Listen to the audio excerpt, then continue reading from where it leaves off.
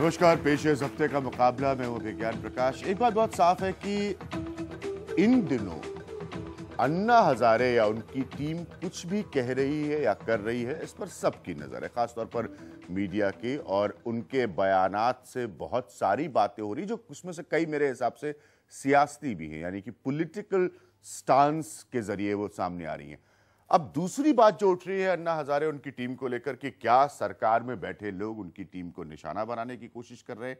क्या ये टीम जिसको एक वक्त में एक आंदोलन के जरिए, जो कि भ्रष्टाचार के खिलाफ था, जन समर्थन मिला, पब्लिक सपोर्ट मिला, क्या वो टीम टूटती जा रही है? क्या उनके अपने डिफरेंस ऑफ ओपिनियन सामने आ रहे हैं? ये सारी बातें बहुत दिलचस्प हैं, इसलिए क्योंकि फिलहाल अन्ना हजारे की कही हुई बात, और ये हिसार चुनाव से साबित होती है, उसका कहीं ना कहीं प्रभाव है, इन्फ्लुएंस है। इसी पर हम चर्चा करेंगे आज इस प्रोग्राम में। हमारे साथ एक बहुत खास पैनल है, ये टीम से भी जुड़े हैं, पॉलिटिकल पार्टी से भी हैं। हम समझने की कोशिश करेंगे क्या वाकई अन्ना हजारे की टीम को निशाना बनाने की कोशिश कर रही है सरकार, या उस टीम में अपने विरोधों की वजह से दरार पड़नी शुरू हो गई। सबसे पहले कांग्रेस की रेणुका चौधरी हमारे साथ मौजूद हैं, हमारे साथ बीजेपी के विजय गोयल साहब मौजूद हैं, स्वामी अग्निवेश जी हमारे साथ मौजूद हैं इस प्रोग्राम में, शाजिया इग्मी मौजूद है जो कि अन्ना टीम की मेंबर हैं। मुंबई से मेरे साथ जुड़ेंगे मयंक गांधी, वो भी इस मसले पर लगातार हमसे बात करते आ रहे हैं। और लखनऊ से हमारे साथ जुड़ेंगे संदीप पांडे, जिनकी राय इस पूरे मसले पर आप सुन चुके हैं। सवाल बहुत सीधा सा है, किरण बेदी का एपिसोड हो, क्या टीम अन्ना, जैसा कि अरविंद केजरीवाल वगैरह कह रहे हैं, उनको सरकार टारगेट करने की कोशिश कर रही है, या इस टीम में अपने कॉन्ट्रडिक्शंस का भार बढ़ता चला जा रहा है? रेणुका चौधरी, मैं आपसे शुरू करूंगा। आपको क्या लगता है, आप लोगों की सरकार, उनका कहना है कि आप उनको टारगेट करने की कोशिश करें, या आपको लगता है इनके अपने कॉन्ट्रडिक्शंस का वेट बहुत ज्यादा है? देखिए, सारा मुद्दा को तो उठाया इन्हीं लोगों ने। ये खड़े होके कह रहे आ बैल मुझे मार। प्रशांत भूषण जी कभी जैसे अपनी जायदाद की हिस्सा है, देश को बंटवारा करने वो स्टेटमेंट भी दे देते हैं कि भाई ये दे दो, ये काट दो, ये फेंक दो, ये थूक दो, ये कोई तरीका। फिर दूसरा दिन कोई और माफी मांग लेते हैं उन्हीं के इसमें, फिर तीसरा दिन कोई और कुछ और कह देते हैं। पहले ये कहते हैं कि भाई हम विंटर सेशन में हमें मजबूत लोकपाल बिल, जन लोकपाल बिल लानी चाहिए। फिर दो दिन के बाद दे चेंज दे माइंड, फिर कह देते नहीं नहीं नहीं, अब हिसार के इलेक्शंस में हम भाग लेंगे, हम आपके खिलाफ बोलेंगे। तीसरा दिन कहते नहीं नहीं, हम किसी पार्टी के खिलाफ नहीं है, मगर कांग्रेस को वोट मत दीजिए।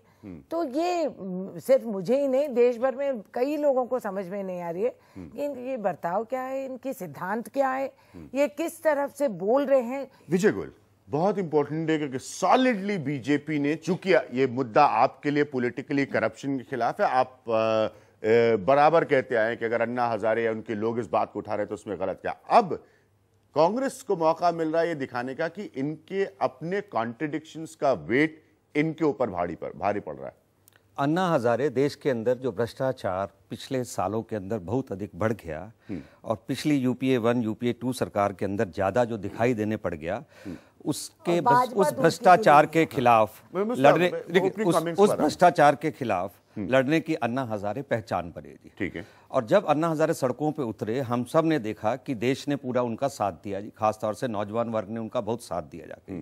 अब क्योंकि अन्ना हजारे की टीम आगे बढ़ रही है, तो धीरे धीरे उसको रोकने के लिए, उसको मलाइन करने के लिए मैं समझता हूं कि सरकार लोग उसकी कोशिश कर रहे हैं जी। पहला किया शांति भूषण और प्रशांत भूषण के ऊपर, टेप्स को निकालकर, उसके अंदर से कुछ नहीं निकला जी। उसके बाद उन पर हमला किया स्पोक्स पर्सन्स ने कि अन्ना हजारे भ्रष्ट हैं नीचे से लेकर ऊपर तक, और इनके ट्रस्ट के अंदर बहुत भ्रष्टाचार है, जिसके ऊपर फिर मनीष तिवारी जी को अपने शब्द वापस लेने पड़े जी। उसके बाद केजरीवाल के उसके बारे में निकाला गया, और अब किरण बेदी के बारे में निकाला गया। सवाल यह है, जब जब कोई भ्रष्टाचार के खिलाफ आवाज उठाता है, तभी उनको क्यों खंगाला जाता है जी? स्वामी अग्निवेश जी, ओपनिंग कमेंट्स। आपसे बेहतर कौन जानता है इस, मुझे अभी भी याद है जंतर मंतर से जो लड़ाई शुरू हुई, उसके बाद रामलीला मैदान तक जाने की। आपको क्या लग रहा है, इस टीम में सीरियस कॉन्ट्रडिक्शंस हैं, विरोधाभास है,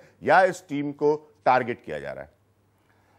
अभिज्ञान जो एक बुनियादी सोच है ना जी, मैं उसकी तरफ आना चाहूँगा। जी प्लीज। इस देश की जनता भ्रष्टाचार से बेहद बेहद तंग है और वो खड़े होना चाहती है। उनको एक कुछ प्रतीक, सिंबल, कुछ इस प्रकार के इनकरप्टिबल लोग दिखाई पड़े तो उसको एक सहारा मिल जाता है और वो खुल करके अब मैदान में निडर होकर के आ रही।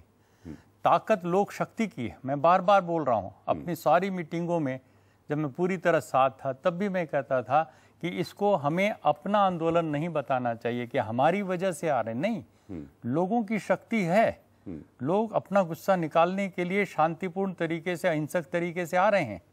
हम इसको लोक शक्ति का आंदोलन न बता करके हमने इसको अन्ना आंदोलन बताना शुरू कर दिया।